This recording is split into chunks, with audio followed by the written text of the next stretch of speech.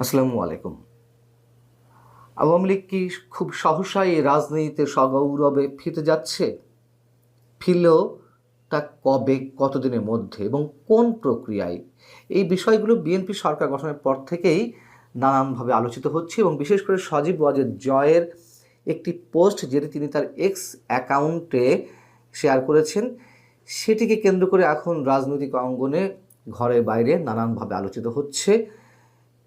তিনি তার এক্স অ্যাকাউন্টে যে পোস্ট দিয়েছেন সেখানে মূলত আওয়ামী লীগের রাজনৈতিক কার্যক্রম নিষিদ্ধকরণে যে অ্যান্টি টেরোরিজম অ্যাক্টের সংশোধনী যে বিষয়টি, সেটির বৈধতা এবং ভবিষ্যৎ নিয়ে প্রশ্ন তুলেছেন।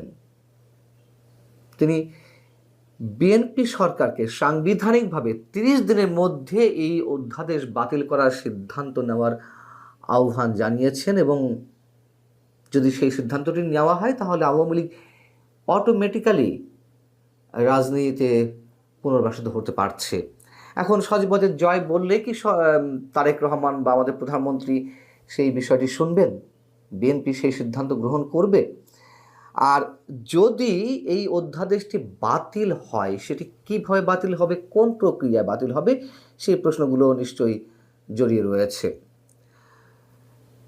সাবেক প্রধান উপদেষ্টা ডক্টর মোহাম্মদ ইউনূসের নেতৃত্বাধীন যে অন্তর্বর্তী সরকার, সেই সরকার দায়িত্ব পালনের 1.5 বছরে মোট 132টি অধ্যাদেশ জারি করেছে, যার মধ্যে সংস্কার কার্যক্রমে অংশগুলোও রয়েছে এবং এগুলো মূলত রাষ্ট্রপতিকে দিয়ে জারি করা হয়েছে অধ্যাদেশগুলো। এখন সংবিধান অনুযায়ী রাষ্ট্রপতি জারি করা এসব অধ্যাদেশ আইনে করতে গেলে কি করতে হয়? এই অধ্যাদেশগুলো জাতীয় সংসদ যেদিন থেকে বসবে বা জাতীয় সংসদের যে প্রথম অধিবেশন, সেই অধিবেশন বসার 30 দিনের মধ্যে এগুলোকে অনুমোদন দিতে হবে, আইনে রূপান্তর করতে হবে। না হলে এই অধ্যাদেশগুলো স্বয়ংক্রিয়ভাবে বাতিল হয়ে যাবে।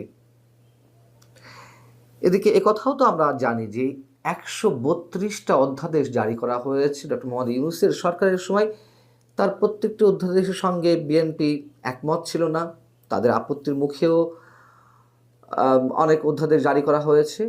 সেই জায়গা থেকে এটুকু তো আমরা নিশ্চিত যে এই 132টি অধ্যাদেশের সবগুলোই নিশ্চয়ই আইনে পরিণত হচ্ছে না।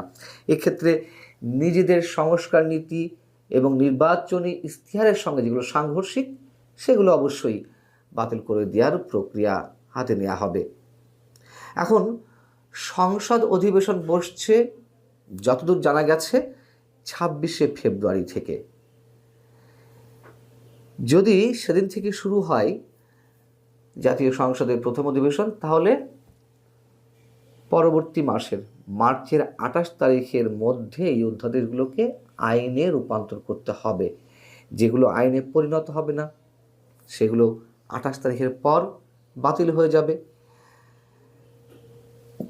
তো সেই জায়গা থেকে আওয়ামী লীগকে সন্ত্রাস বিরোধী আইনের সংশোধনী ধারায় যে নিষিদ্ধ করা হলো আওয়ামী লীগের রাজনৈতিক কার্যক্রম, তাহলে আমরা এটুকু চোখ বুজে চোখ বন্ধ করে বলতে পারি, বিএনপি যদি এ ধরনের কোনো কার্যক্রম না নেয়, আওয়ামী লীগের রাজনৈতিক কার্যক্রম নিষিদ্ধের বিষয়টি বহাল রাখার, তাহলে আর খুব বড় জোর 1 মাস 10 দিনের মধ্যে আওয়ামী লীগ তার পূর্ণ রাজনৈতিক কার্যক্রমে অংশ নিতে পারছে।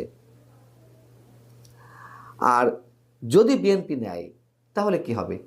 যদি আইনে পরিণত হয় তাহলে আওয়ামী লীগ আজীবনের জন্য, যতদিন না পর্যন্ত আবার নতুন আইন করে আওয়ামী লীগকে ফিরিয়ে না আনা যায়, সেই পর্যন্ত আওয়ামী লীগ নিষিদ্ধ থাকবে। বিএনপি কি সেই ঝুঁকি নিবে? জয় কি বলেছেন তার পোস্টে, একটু পড়ে শোনায় আপনাদেরকে।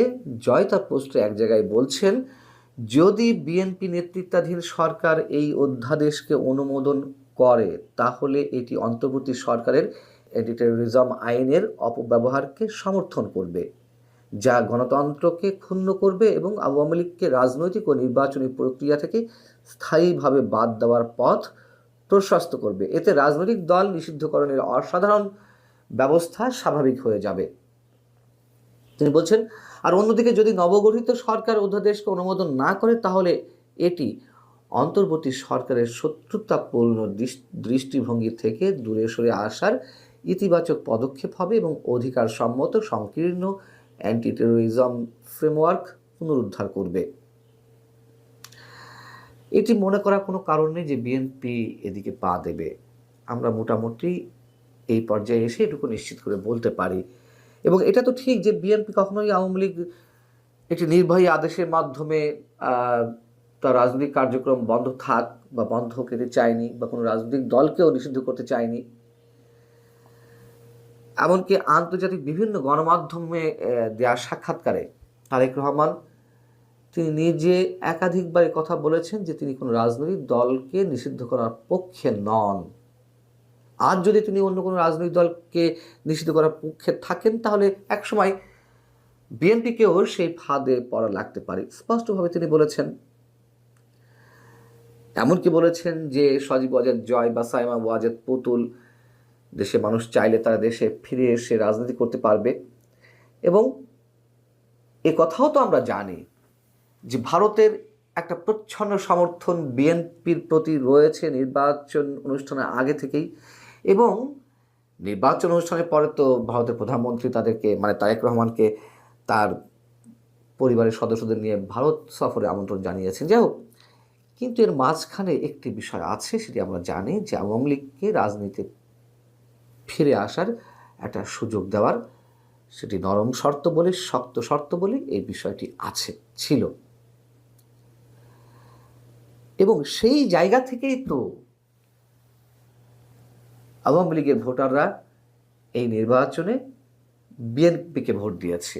একটা ছোট অংশ যদিও জামাতের ভোট ব্যাংকে তাদের ব্যালট পেপারে সিল মেরেছে, এটাও সত্য কথা, যারা তৃণমূল পর্যায়ে আওয়ামী লীগের নেতাকর্মীদের মাধ্যমে নির্যাতিত হয়েছেন। তো আমরা তো দেখলাম যে 12 ফেব্রুয়ারি নির্বাচনের পরই দেশের বিভিন্ন স্থানে আওয়ামী লীগের যে কার্যালয়গুলো সেগুলো খুলে যাওয়া শুরু হলো।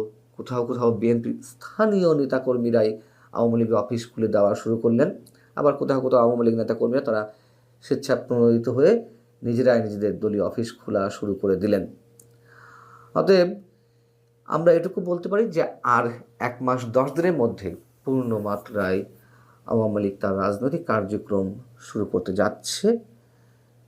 যদিও এর মধ্যে কোথাও কোথাও শুরু হয়েছে, তবে এটি অবশ্যই গণতন্ত্রের জন্য ভালো, অবশ্যই নিঃসন্দেহে। তারেক রহমান যে প্রতিশ্রুতিগুলো আমাদের সামনে দিচ্ছেন, আমরা চাই তিনি ইতিহাস হয়ে থাকুন, শুধু আওয়ামী লীগকে রাজনীতি করতে দেওয়ার ক্ষেত্রে নয়, এদেশের দুর্নীতি প্রতিরোধের ক্ষেত্রে, এদেশের যে অনিয়ম স্বেচ্ছাচারিতা রয়েছে সেগুলো প্রতিরোধের মাধ্যমে যদি তার সদিচ্ছাগুলো তিনি বাস্তবায়ন করেন, অবশ্যই তিনি ইতিহাসের অংশ হতে